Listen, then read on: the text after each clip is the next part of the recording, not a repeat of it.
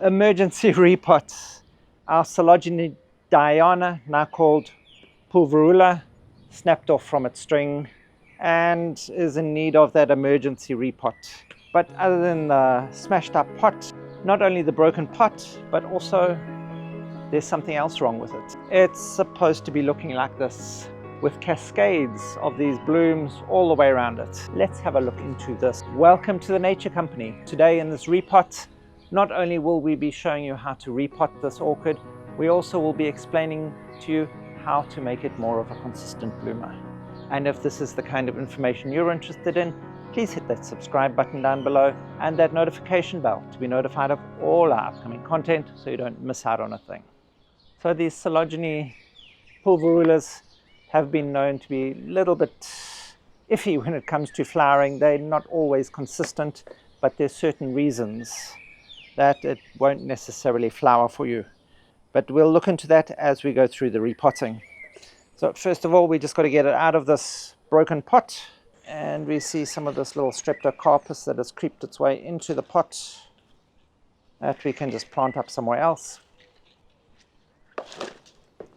And at least with a broken pot makes it easier to get out. Let's move the base away.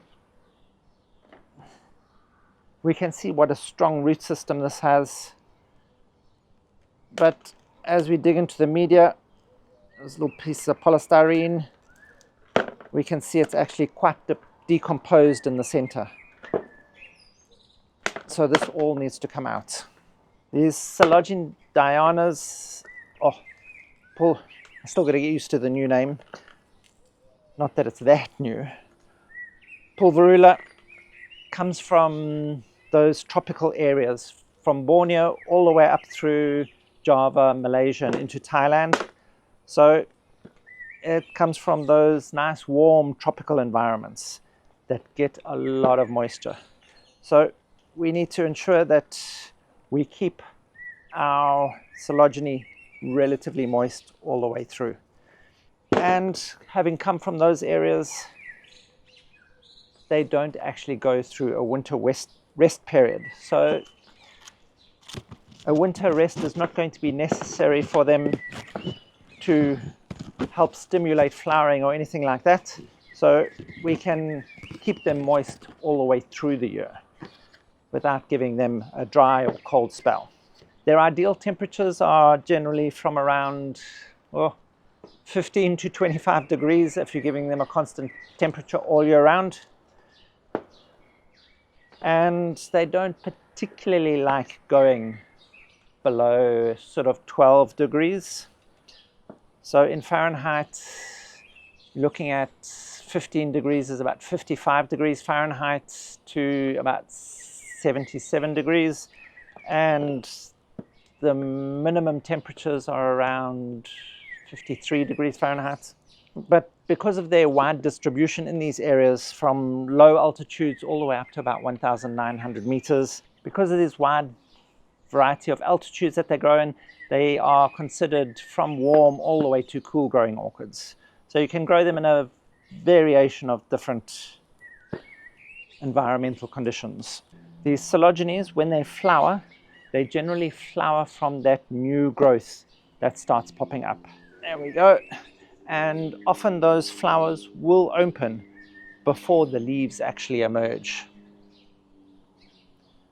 So as soon as you see your leaves have already emerged and there's no flower spike coming through, you know you've actually missed that opportunity for the flowers to come. And what are the reasons for this? Well, there's actually quite a few different reasons that can cause the non-flowering of these Coelogynes. One of the first reasons, or probably the major reason, is the amount of light.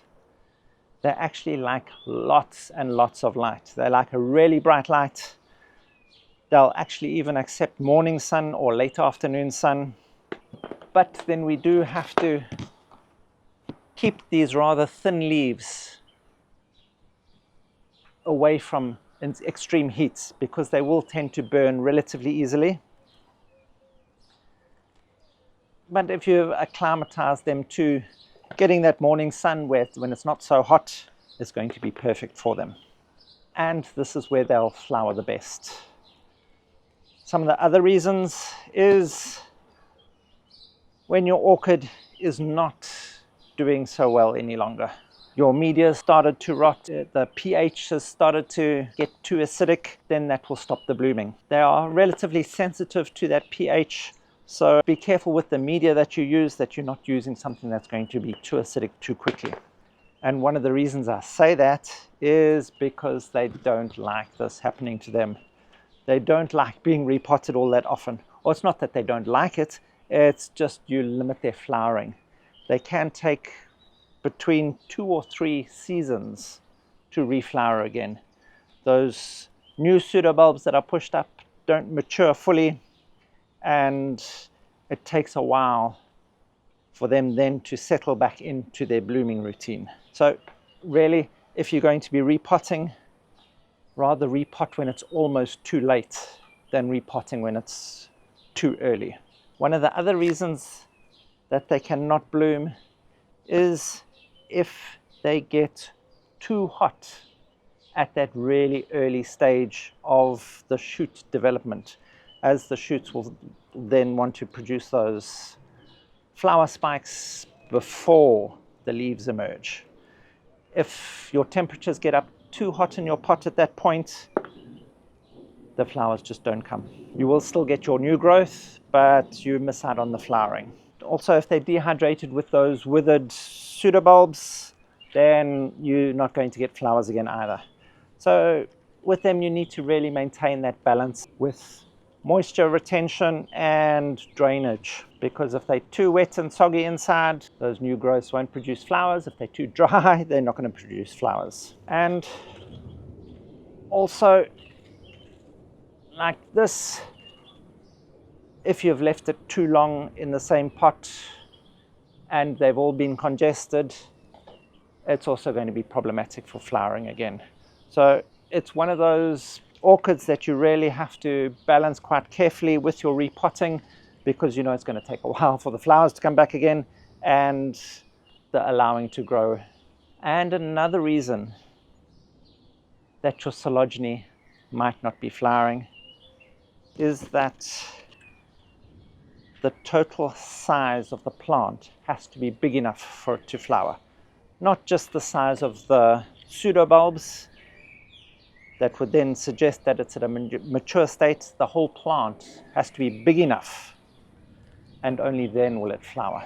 So it may take several years for it to flower if you have bought a young seedling or something, so that your plant can get nice and big and be strong enough to produce all those flowers. But when they do flower, it's an incredible sight, because you get that whole curtain of flowers cascading all the way around your pot or hanging basket. The flower spikes can be up to 1 meter long and with over 30 flowers on each flower spike. So they really are make a spectacular display. Also, with the light being one of the major factors in the flowering of them, we also need to understand how much light that they do need. Remember, these are from those tropical areas, so the daylight hours are constant throughout the year. They don't have those short winter days like a lot of the higher latitudes do.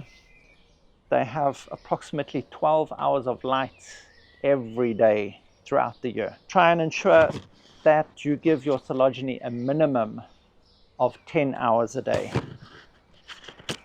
They'd prefer to get that 12, and if you're using grow lights or something, you can give them up to 16 hours of light a day for them to really grow extremely well. Remember, these also don't have that dormancy period, so when feeding, you can feed them all year long. Of course, if you are in those colder climates, you still want to reduce your watering and your feeding when it is colder, so that you're not causing any problems with exacerbating the cold and having too much moisture in your media. And with the feeding, these coelogynes prefer to get a balanced food all year round. So anything like a 20-20-20 or a 30-30-30 or a 10-10-10 Just give them that all year round. And if you're one of those people that prefers to give a bloom booster in the periods pre-blooming, remember you're going to have to do that. You're going to have to give them those high phosphorus and potassium mixes in spring. You want to perhaps start it off early winter and then feed them up through the spring. And then as your flowers finish, you then want to add those higher nitrogen foods, because that's when all that vigorous growth is going to take place, is once the flowers are done. So it's a slightly different feeding regime to what you would with a lot of your other orchids, but that's because they're flowering off those shoots before the leaves actually emerge. The Coelogyne pulverula can actually become quite a large plant. You can see this already. These leaves can get up to about 50 centimeters tall, with your pseudobulbs being anything from about 20-25 centimeters. So it will give you almost a 75 centimeter length to it.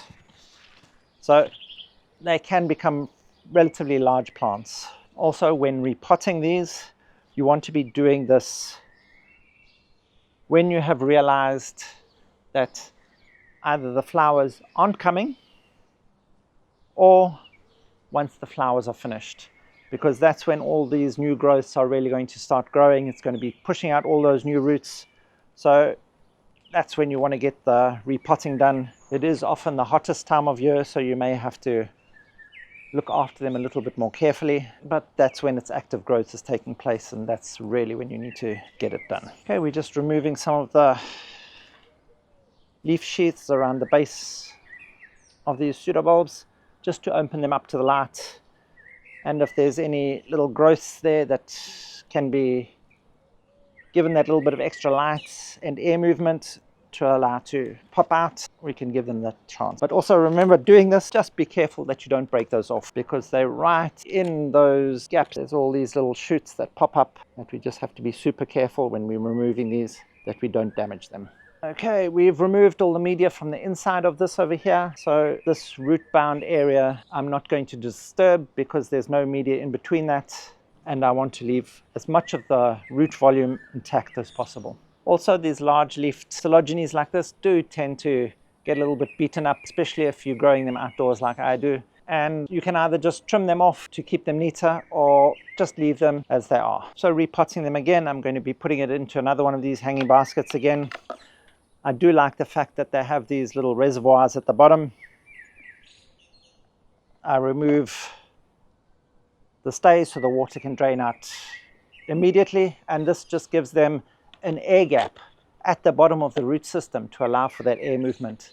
And as you can see, we've made holes in this plastic pot. We'll link the video in that we showed you how to do it in one of the other previous videos in the description box down below. And this will allow for all that air movement that they need, because remember, they are from tropical environments that are quite moist all the time. So we want to try and emulate that as best we can. And with using a pot with so many holes in, and to try and keep the humidity levels and moisture levels up, we're going to be using a lot of sphagnum moss.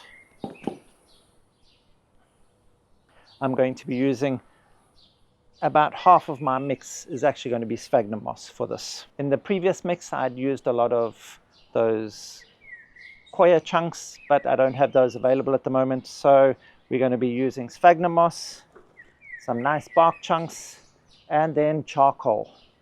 You may notice my charcoal is a lot bigger than what my bark chunks are in this mix. One of the reasons I'm doing that is because I'm using such a large volume of sphagnum moss. I don't want that sphagnum moss to compact in any way.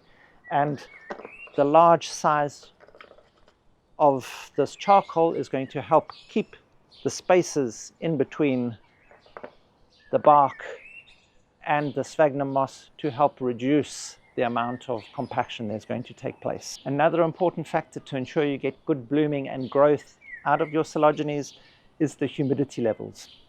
Again, you need to remember that they're from those tropical areas, so they like high humidity. They like humidity of at least 70%. And If you can give them higher, all the better. But remember, indoors, in an enclosed space, you must have good air movement when you have humidity that high, because wet, stale air like that is a breeding ground for pathogenic fungi and bacteria. So you're going to start having real problems if you're not supplying enough air movement for your orchid. So there we go. Approximately 50% of the media is going to be the sphagnum moss, and then 1/4 bark, with the other quarter being that larger charcoal. With having the large portion of sphagnum moss, we need all those holes for the breathing to take place and evaporation to happen, so we don't drown our orchid. Always remember with these coelogynes that they really do need to be in hanging baskets, or even mounted on the top of stumps or something like that, where the blooms can cascade down. They can do really well mounted on the top of trunks or logs, if you have the right conditions for them, where all you're doing is adding a little pad of sphagnum moss at the base, and then over the top of the roots filling up with a little bit of extra sphagnum moss again. And they can make a magnificent display like that. But most of us will need to grow them in a pot or a hanging basket, and for me the hanging basket is the best way to go, because just having a basic pot this far off the ground or off a table is a bit difficult. And when you have blooms all the way around, hanging is best, in my opinion.